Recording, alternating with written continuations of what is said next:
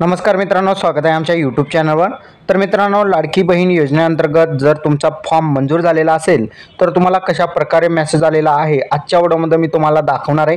जर तो मेसेज आलेला नसेल तर समजायचे की तुमचा फॉर्म मंजूर झालेला नाही। तर चला व्हिडिओ स्टार्ट करूया आणि बघूया मेसेज कशा प्रकारे येतो आणि कोणत्या नावाने येतो।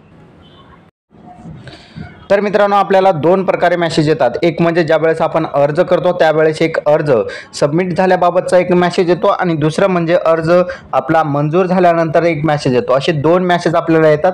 सर्वात अगोदर आपण बघितलं तर या ठिकाणी पहिला मेसेज पाहण्याच्या अगोदर या ठिकाणी आपल्याला ज्या नावाने मेसेज येतो तो माहीत असणे गरजेचे आहे। JMMAHGOV जर तुम्ही मेसेजमध्ये गेलं आणि असं नाव सर्च केलं तर तुम्हाला मेसेज जे आहे तुम्हाला या ठिकाणी पाहायला मिळतील।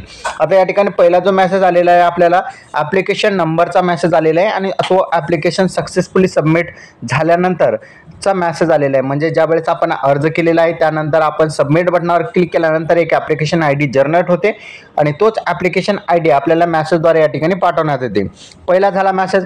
आता दुसरा मेसेज जो येतो तो असतो आपला ॲप्लिकेशन जे आहे मंजूर झाल्याबाबत। महाराष्ट्र शासनामार्फत जे अधिकारी वर्ग आहेत ते आपले फॉर्म रिव्ह्यू करतात डिस्ट्रिक्ट लेवलवर आणि डिस्ट्रिक्ट लेवलवर अर्ज जे आहेत मंजूर केले जातात। तसंच या ठिकाणी तो अर्ज मंजूर झाल्यानंतर आपल्याला आपला ॲप्लिकेशन नंबर दाखवेल आणि त्यानंतर आपल्याला मुख्यमंत्री माझी लाडकी बहीण योजना या ठिकाणी शॉर्टकटमध्ये MMLBY हॅज अप्रूव्ड या ठिकाणी अप्रूव्डचा मेसेज दाखवण्यात आलेला आहे। हा जो मेसेज आहे तो आपल्याला WCD अंतर्गत GOMAHGOV अशा प्रकारे आपल्याला मेसेज येतो। तर अशा प्रकारे बघितलं तर आपल्याला दोन मेसेज येतात। पहिला म्हणजे अर्ज केल्यानंतर आणि दुसरा म्हणजे अर्ज मंजूर झाल्यानंतर। दोन्ही मेसेज मी तुम्हाला दाखवलेले आहेत। तुम्हाला दोन्ही मेसेज आलेले असतील तर तुमचा अर्ज मंजूर झालेला आहे।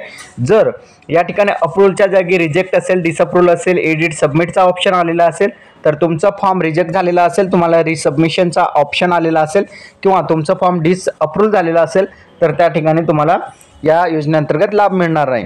या बाबी तुम्हाला त्या ठिकाणी पाहायला मिळतील।